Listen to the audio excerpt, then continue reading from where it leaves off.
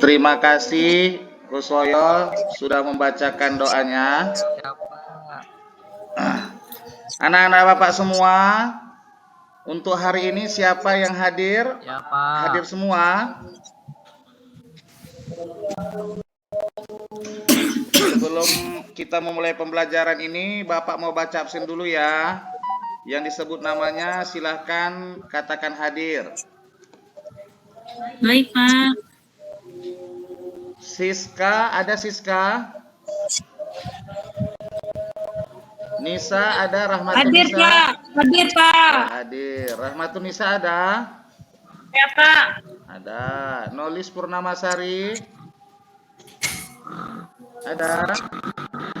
Ya, di sini kalau Ada. biasa nakon. Kompare ko naman. Sri Wahyuni?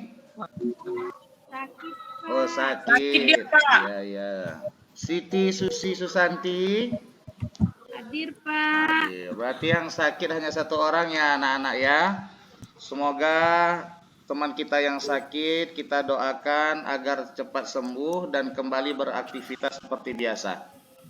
Baik. Pak, saya belum di absen. Oh iya ya Rini ya, Rini ntar ya Rini ya. Oh iya Rini, namanya di bawah. Ya ya ya ya. Maaf Bapak ya. Iya, Pak. Ya ya. Baik anak-anak Bapak semua, setelah kita membaca doa, kemudian Bapak membaca absen kehadiran, coba sama-sama lihat di layar. Materi kita pada hari ini adalah materi yang ketiga, yaitu tentang adab membaca Al-Quran dan berdoa. Tetapi yang kita bahas dalam materi ini tidak kedua-duanya, cukup adab membaca Al-Quran saja. Maka dari itu sama-sama kita perhatikan dahulu adab membaca Al-Quran. Yang pertama adalah pengertian membaca Al-Quran. Pengertian membaca Al-Quran adalah memahami Al-Quran sebagai firman atau wahyu Allah Subhanahu wa Ta'ala yang berkaitan dengan struktur huruf, kata, kalimat dalam bahasa tulis dengan bahasa lisan berdasarkan kaidah-kaidah yang berlaku di dalam qiraat dan tajwid secara baik dan benar, sehingga kandungan makna dan cara penerapannya dalam kehidupan. Artinya, Al-Quran itu adalah sebuah bentuk tulisan, yang mana bentuk tulisan tersebut adalah kalam dari Allah Subhanahu wa Ta'ala, yang ada mempunyai kaidah-kaidah serta tajwidnya, sehingga kita faham apa maksud dan tujuan dari Al-Quran tersebut. Sampai di sini anak-anak Bapak semua paham? Paham, Pak. Alhamdulillah semuanya paham. Selanjutnya yang kedua, kita masuk ke dasar perintah membaca Al-Quran. Di dalam surah Al-Alaq ayat 1 ada artinya, yaitu bacalah dengan menyebut nama Tuhanmu yang menciptakan. Siapa yang tahu apa ayat surah Al-Alaq ayat 1? Wah, boleh Siti Susi.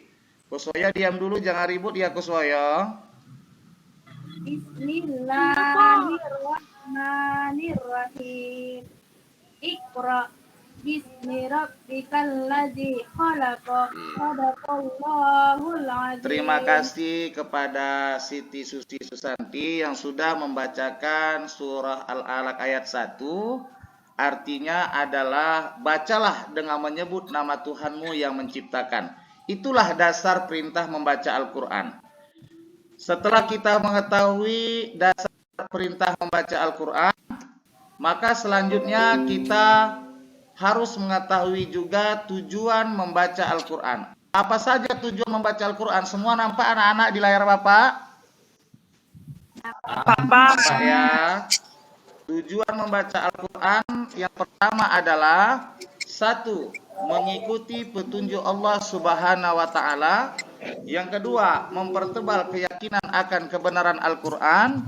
Yang ketiga, mendapat rahmat Allah Subhanahu wa taala. Yang keempat, mendapat obat hati. Yang kelima, mencintai Allah Subhanahu wa taala dan Rasulullah sallallahu alaihi wasallam. Serta yang terakhir dan yang keenam adalah melembutkan hati. Dari tujuan membaca Al-Qur'an tersebut, kira-kira menurut anak-anak semua, manakah yang kiranya betul-betul setelah kita membaca Al-Qur'an yang terasa ke hati kita? Coba hari ini jelaskan apa satu tujuan membaca Al-Qur'an yang kamu ketahui? Dapat mempertebal keyakinan, Pak. Iya, mempertebal keyakinan akan kebenaran Al-Qur'an. Betul sekali. Al-Afdal, silakan satu lagi tujuan membaca Al-Qur'an yang kamu ketahui. Mendapat rahmat Allah Subhanahu. Jelas, Al-Qur'an adalah kalimat dari Allah. Maka kalau kita sering membaca Al-Qur'an, maka secara otomatis kita mendapat rahmat dari Allah Subhanahu wa taala. Paham semua anak-anak Bapak? Paham, Pak. Paham. Ada lagi selanjutnya tentang keutamaan membaca Al-Qur'an. Apa-apa saja keutamaan membaca Al-Qur'an? Keutamaan membaca Al-Qur'an itu ada 4. Yang pertama, mendapat pahala berlipat ganda. Yang kedua, mendapat syafaat di akhirat. Yang ketiga, memuliakan orang tua di akhirat. Dan yang keempat, mendapat tempat di surga. Di dalam keutamaan baca Al-Qur'an tersebut, banyak dalil yang mengatakan bahwasanya mendapat pahala berlipat ganda.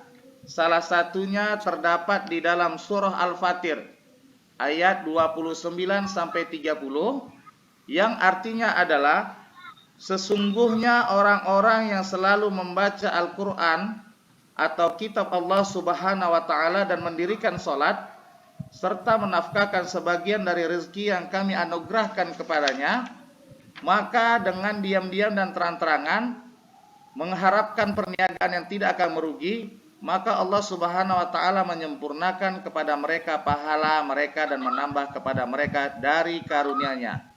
Sesungguhnya Allah Subhanahu wa taala Maha Pengampun lagi Maha Mensyukuri. Artinya, segala sesuatu hal yang disukai oleh Allah, termasuk salah satunya membaca Al-Qur'an, maka kita dapat keutamaan tersebut. Salah satunya mendapat pahala berlipat ganda di akhirat nanti. Kemudian yang kedua, mendapat syafaat di akhirat. Sering kita dengar ada hadis Nabi yang mana hadis tersebut ada yang hasan, ada juga yang sahih. Apabila kita mempunyai anak dan dia penghafal Quran 30 juz, maka secara otomatis bisa anak tersebut nanti di akhirat memberikan syafaat kepada 10 orang yang disenanginya. Itu sering kita dengar. Artinya apa? Orang yang penghafal Al-Quran akan mendapatkan keutamaan-keutamaannya, salah satunya mendapat syafaat di akhirat. Yang ketiga adalah memuliakan orang tua di akhirat. Itu udah jelas. Kita semua bakal tahu, kita semua nanti akhirnya akan dengan berumah tangga, sehingga kita akan mendidik anak-anak kita, yang mana anak-anak kita membaca Al-Quran apabila kita telah tiada, insya Allah kita akan dimuliakan di akhirat nanti. Dan yang terakhir, keutamaan membaca Al-Quran adalah mendapat tempat di surga. Orang yang dicintai oleh Allah Subhanahu wa taala adalah salah satu orang yang suka membaca Al-Quran. Pasti secara otomatis Allah juga sayang dengan dia, dan ia pun akan ditempatkan di tempat yang di surga. Sampai di sini keutamaan membaca Al-Quran, anak-anak semua paham? Paham, Pak. Silakan nulis apa-apa aja yang kamu tahu tentang keutamaan membaca Al-Quran. Mendapat tempat di surga, Pak. Ya, terus Mendapat pahala berlipat. mau mendapat pahala berlipat, terus Mendapat syafaat di akhirat. mendapat syafaat di akhirat. Ya, terima kasih banyak ya nulis. Setelah kita mengetahui keutamaan membaca Al-Quran, maka setelah itu kita akan mengetahui juga bagaimana cara tentang adab-adab membaca Al-Quran. Di dalam, nampak Bapak semua anak-anak? Agak kecil tulisannya loh, Oh, agak Pak. kecil. Oke, nggak apa-apa. Kalau agak kecil, biar Bapak sebutkan, kamu tinggal menelaah aja. Nah, Kusoyo jangan ribut ya, nulis jangan ketawa-ketawa. Perhatikan Iya, ya Pak. nulis. Adab membaca Al-Quran itu ada sekitar 14 tata caranya. Namun tidak semua poin Bapak sebutkan. Nanti akan Bapak tanya yang penting-pentingnya saja. Bagaimanakah adab membaca Al-Quran? Yang pertama, membaca Al-Quran itu harus di tempat yang suci. Tidak boleh di tempat selain tidak suci, apalagi di dalam kamar mandi. Kemudian wajib kita kalau membaca Al-Quran lebih bagusnya menghadap ke kiblat. Kemudian disunnahkan dalam keadaan suci dari hadas besar dan hadas kecil, dan memohon perlindungan dari godaan setan, serta membaca basmalah, kemudian membuka mushaf Al-Quran itu dengan tangan sebelah kanan, serta apabila kita membaca surat sajadah langsung sujud tilawah. Dan yang terakhir adalah merendahkan dan memerdukan bacaan dengan tartil. Itulah adab-adab membaca Al-Quran. Dalam arti kata, kita agama Islam mempunyai kitab yang paling suci, yaitu apa kitab suci umat Islam, nak? Al-Quran, Pak. Al-Quran. Kalau kitab suci kita Al-Quran saja kita tidak menghargainya, apalagi orang lain. Maka dari itu kita membaca Al-Quran, menjaga Al-Quran itu dikarenakan rasa sayang kita dan cinta kita kepada agama Allah. Baik, dari adab membaca Al-Quran tersebut kita sudah tahu. Selanjutnya kita memasuki tentang adab berdoa. Ini minggu besok. Tentang adab berdoa minggu besok. Jadi kita tidak mempelajarinya dahulu sekarang. Bapak akan memberikan hikmah.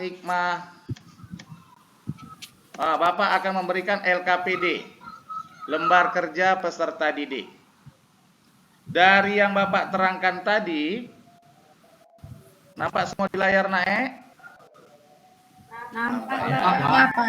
Ya, dari LKPD yang Bapak berikan, ini adalah lembar kerja peserta didik, yang mana Bapak tidak membagi kelompok dulu. Bapak mau memberikan kertas satu-satu, dengan di dalamnya sudah tertera 5 soal, maka ananda semua wajib mengisinya sesuai pertanyaan yang disebutkan di situ. Yang pertama, silakan Rini baca dulu pertanyaannya yang ada di kertas kamu. Yang pertama, sebutkan pengertian adab membaca Al-Quran yang Ananda ketahui. Iya, benar sekali. Tadi Bapak sudah sebutkan apa-apa aja adab membaca Al-Quran. Maka kamu tuliskanlah, minimal 3 aja sudah hebat. 1 pun boleh. Iya, Pak. Ya, Kusoyo jangan ribut ya, Kusoyo. Nggak boleh main-main, Kusoyo. Selanjutnya, yang nomor 2 itu sebutkan 5 adab membaca Al-Quran. Yang ketiga, apa saja keutamaan membaca Al-Quran. Yang keempat, berikan 1 dalil nakli tujuan membaca Al-Quran. Yang kelima, tuliskan surat Al-Alaq ayat 1 beserta artinya yang ada di dalam materi membaca Al-Quran. Baik, semua anak-anak semua, Bapak hanya ngasih waktu 10 menit. Setelah itu PR, waktunya udah habis. Oh, boleh. Kalau memang mau PR, itu kertasnya dibawa ke rumah, terserah kamu mau mencari dari mana, baik dari buku cetak ataupun dari yang lainnya. Pak, nomor 5 Pak, tulis ayatnya, Pak ya. Ya, tulis ayatnya, betul nulis. Ada pertanyaan Bahasa lain? Arab ya? Ya, tulis ayatnya saja beserta artinya. Jadi tulis ayat surat Al-Alaq itu jangan sampai semua. Cukup 1 ayat aja, ayat pertama. Paham ya nulis? Ada pertanyaan lagi Siti Susi? Ada lagi, Pak. Alhamdulillah. Untuk materi ini semuanya paham, Nak? Paham, Sudah, Pak. Pak. Alhamdulillah. Jadi minggu depan Bapak minta kembali kertas kamu, di situ Bapak nilai. Setelah itu nanti Bapak akan umumkan siapa nilai yang terbaik di antara yang baik. Karena sudah lonceng dan waktunya ganti pelajaran, saya memohon izin dulu. Apabila ada kesalahan dalam pembelajaran saya ini, saya mohon maaf. Wabillahi taufik wal hidayah. Aqulu lakum syukran katsiran. Assalamualaikum warahmatullahi wabarakatuh. Assalamualaikum Waalaikumsalam warahmatullahi wabarakatuh.